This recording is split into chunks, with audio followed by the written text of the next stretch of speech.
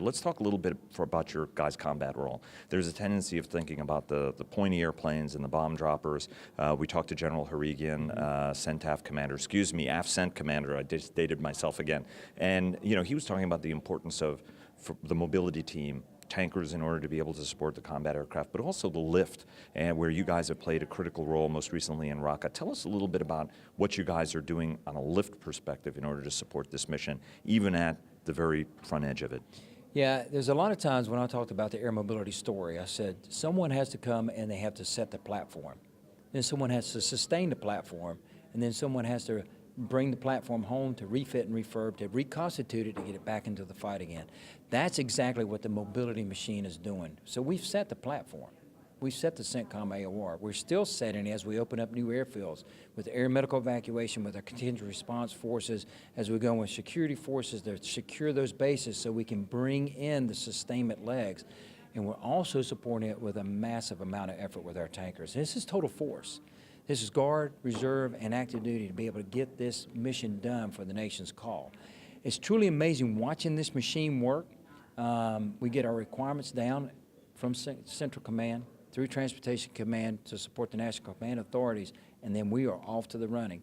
What's great about this right now is I can take those lift assets or those tanker assets and use them in that AOR and then project them into another area, such as hurricane relief, or in another part of the world pretty rapidly and pretty quickly, as long as I get the requirements done, as you said, through the Tanker Airlift Control Center. But you're really facing an aging force across the board. There were some C5 upgrades that happened in the M4s, but that's not all of the airplanes in the force. And you guys had a stand down actually earlier in July, I think you stood down the force. And for the first time ever, we're doing a bit of four-star show and tell. Chris, would you hand, so tell us what we're looking at, because this is what we're going to show you the next piece. So this is the ring. This is the bearing from the front nose gear of a C5, and this is actually a damaged one. But tell us what we're looking at, and then the pulverized bag of whatever, which is the next piece of it. So as you take a look at this, you can imagine this will sit on a cylinder and it moves up and down to allow the gear to move up and down. Well, what happened was this is all internally cased, and it broke internally, which our maintainers can inspect. And so what happened was I had C5s that actually land with partially extended gear. Okay, one time I got, and then it happened again. So that's why I stood down the fleet and said, we got to do an inspection. Because when we did the inspection, this is what we found. That's the part. That's what it looked like. And this is all pieces and parts in this bag. It just was ground to a pulp. So then I went, hey, we need to do something about this. Our logistics tail, we don't make this part anymore. This was a fly-to-fail part that was manufactured 30 years ago. So through Ellen Pelikoski and adaptive manufacturing and the logistics piece, I will tell you this is a maintenance success story. The maintainers, they said, hey, it's our fault. And I go, you had a fly-to-fail part. What are you talking about? This is your fault. This is not your fault. Well, give us the part, we'll get it on. So it's going to take 12 to 16 hours to be able to get this part into the airplane. They did 4 airplanes in about a 12-hour period. So I got I was grounded, but then immediately within about a week, I had missions right back up in the air. So it opens up a lot of things. You know, we're dealing with aging aircraft. How do you maintain the parts and supply chain? Do you do it through adaptive manufacturing? How do we get that done?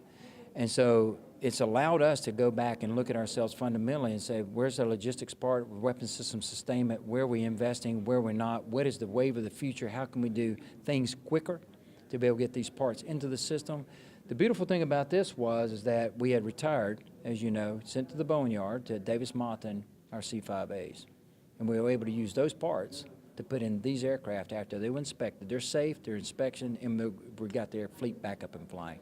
Right now we have about 48 airplanes out of the 52-ish flying again. So the fleet's up and healthy. Tell us, though, a little bit about where you see amber lights or potential red lights. Your tanker force is old. You're replacing them at a very, very slow pace. KC-46 is not yet ready to come in. I'm going to ask you for the latest update on that. Talk to us a little bit about where you see, this was an unanticipated thing, an uninspectable thing, which is what keeps airmen awake at night. Talk to us about, have you identified some other things that kind of worry you about what the state of the force is going to be, even looking ahead 1, 2, 3, 5 years? Yeah, obviously, that's what keeps, you're talking about what keeps me up at night? That is what keeps me up at night. Tanker, so vital to moving the force, so vital to be able to execute the fight. That airplane is 52 to 55 years old, almost 60 years old. We got one of them at 60 years old. What happens when I pull open a panel and I go, oh, there's an aha moment. I better check the one beside, oh, there's an aha moment, and I have to ground the whole fleet.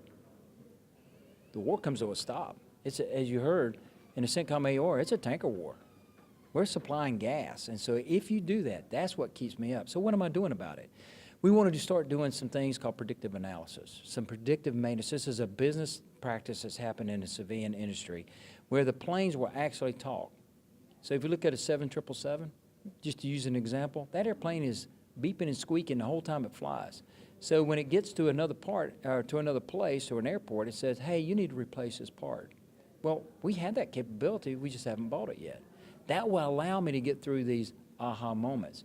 Hey, this is going to happen. You got to change this engine out in about 20 hours. Have an engine ready to go and change it out before it breaks. It saves the taxpayers money. It gets the plane back in the fight. I don't have to worry about attrition rates, and then off we go. So it allows us to get inside the speed of war. But that's a kind of a cultural change. It's also a little bit of technology. Do you have the money identified to be able to do this? And how are you getting the whole battle rhythm and thinking about the maintenance enterprise to be able to get after that? Well, and you bring up a great point.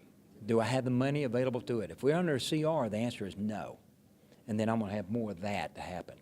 So we need to have a steady budget. We need to have a budget pass, and so we don't have to go under any CR or Budget Control Acts, because I got to put this in place now to support the fight, as you heard General Goldfein say, for 2030. And so this is a way to be able to get after that. This is a way to get our supply chains squared away, and they're squared away. But what I mean is where I can use them in just in time with inventories and things like that and keep these aging systems flying.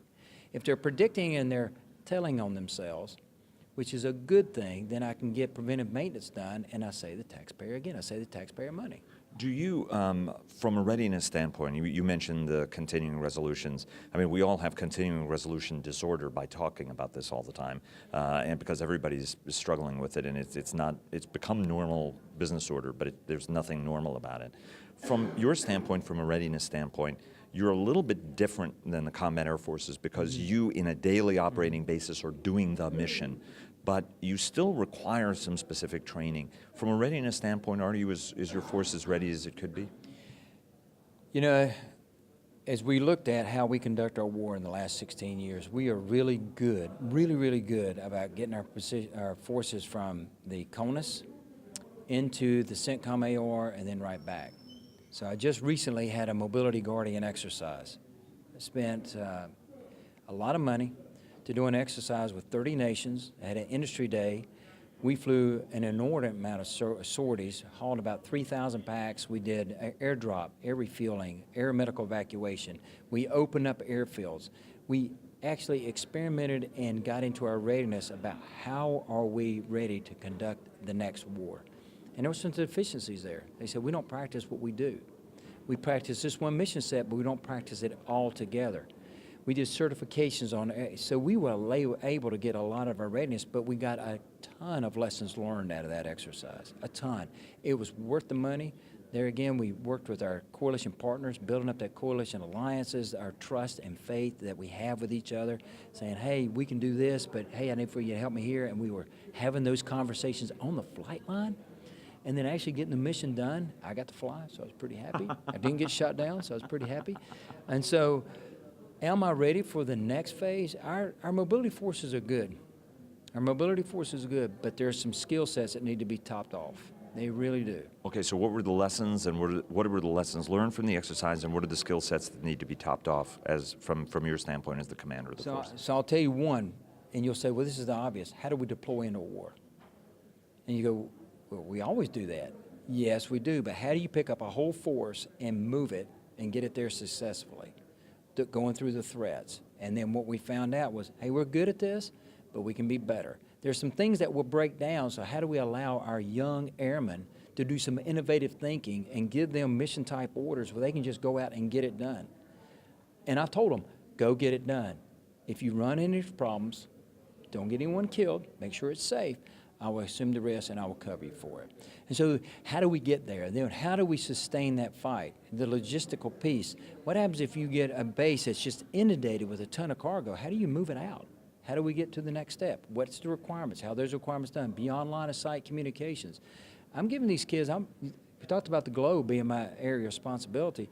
How do I set up a mission set of orders to where they can go way into another 3,000 or 4,000, 8,000 miles away and continue to do the mission and come back and do it again? Those are the things that we found out that a little bit rusty. They're really, really, really good at what they do in certain mission sets. It's the whole piece that comes together when you tie it all together from there again, setting the platform, sustaining the platform, and then, oh, by the way, in this exercise, I made them bring it all back home. So they had to refit, refurb, and reconstitute. Let me ask you three more questions. Question is, Secretary Mattis is focused on, there is a strategic process underway. It's underway in the White House as well. He's looking at, from a big geostrategy standpoint, but one important thing is for him closing that last 2,500 mile for the ground troop. There is a lot of talk and discussion, obviously, how mobility forces even operate a lot more forward. You remember early in your career, the C-17 designed to literally land right at the front line with a tank on it and get it into battle. Talk to us a little bit about some of the exercises you're doing on that extreme high-intensity fight and the role you guys will have to play where you're going to go back to landing under extreme fire to be able to deliver the cargo in that last tactical mile. Well, and that's exactly what Mobility Guardian did. We actually practiced that. What we found out with our young co-pilots, they had not been in that scenario. So they were inundated with the radios. They got a little bit confused. That was on the first week. The second week, they were knocking down the door. So it's a polished off the skill sets. Now, as you look at how do I get closer to a highly contested battle, a highly contested fight, there's another one that keeps me up at night because our peers have been watching us. They know where our Achilles heel is, and it's in logistics. So how do I get those airplanes in and get them out, and how do I protect them?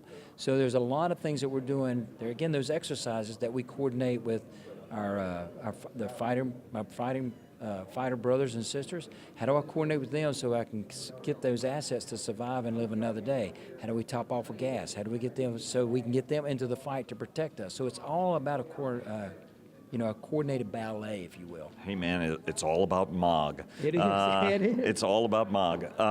Let me ask you, KC-46 question. Where are we on that? Any change in the schedule? Talk to us with the update, given that asset is so important for what you do to start retiring the 135s. Yeah, I've talked to, we're in good coordination with the Program Element Office and also with Boeing.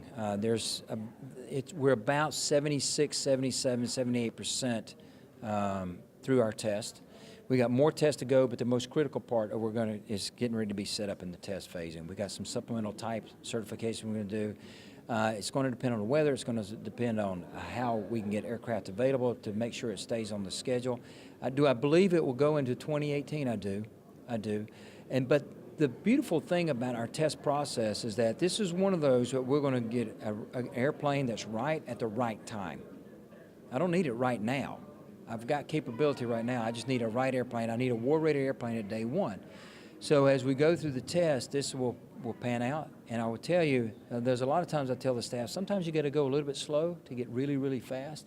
This is one of those that's going to prove itself out. Because we're looking at the integration. We're entering into the test phase. We're doing the integration of everything together for a solid platform. Any red lights as far as you can see? No. There again, you've heard me say this before. Test is a moment of discovery. I don't know what discovery moments are going to be out there. Do I see overall red lights? No. Do I see some cautionary lights? Yes. But we're working with the engineers on those things. It's moments of discovery. We'll get through this. Nothing that's a real big showstopper. It'll work out all fine.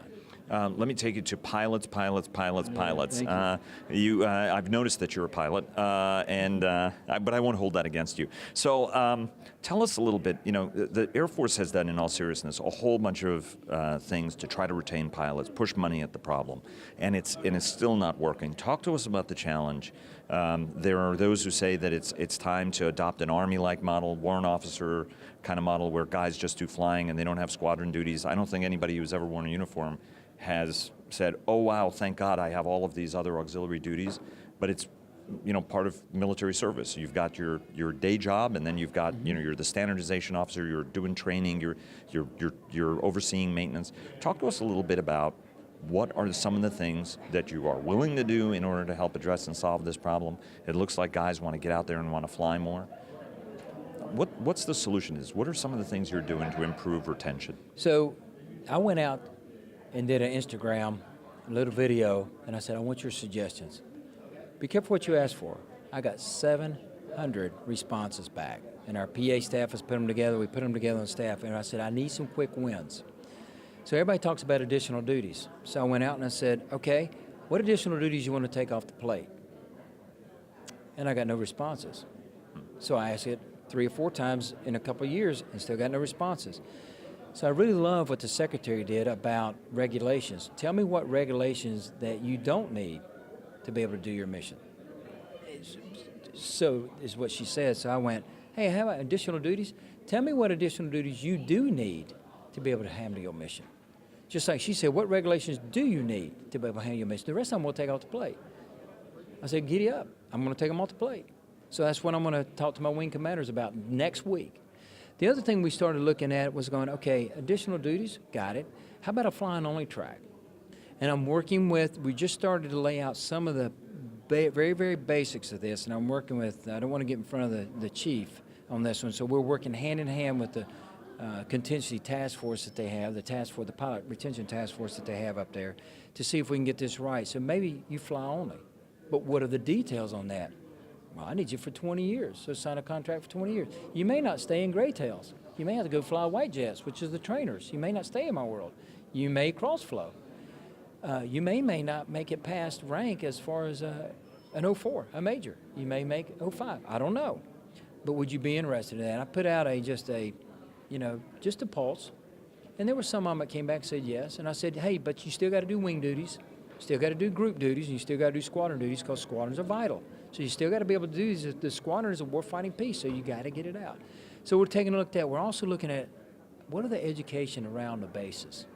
Because a lot of times our families, if they're having to do a lot of homeschooling, or the education is not right, they may not move with their family member, which causes stress, which tells them to get out. Well, that's the challenge at Fairchild, isn't it, where there are some folks who are living quite outside the community because of school challenges. It's the same thing that's happening at Andrews. It's just the schools are good, but there's better schools that are out there. So the parents are smart. They want their best for their children, and that's what they're doing. So it puts a stress on the families. And then we were looking at also reconstitution time, getting people the time off to get the ratios right as far as the deploy to dwell. So when you come home, when's the next time you go out the door? So it's a little bit more predictable. I can't help what's going to go on. You never know when a missile is going to be fired. I don't know. But if I can give some more predictability, that will help out with the family situation. And I think that's where we really need to focus into. At least that's one of the priorities we're going to do. Last question, Korea. That is a challenge. The president is being very muscular in his language. Secretary Mattis has made it clear that there may be a military solution and all options are on the table. From a lift standpoint, that has got to be one of the most challenging pieces of this. Have you guys thought it out? Are you comfortable with the plan about, God forbid, if the bubble goes up, the role that the mobility forces are going to play in that? We are constantly looking at that.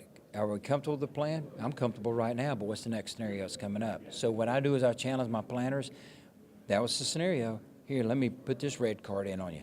Oh, we didn't see that coming. Okay, plan me through that one.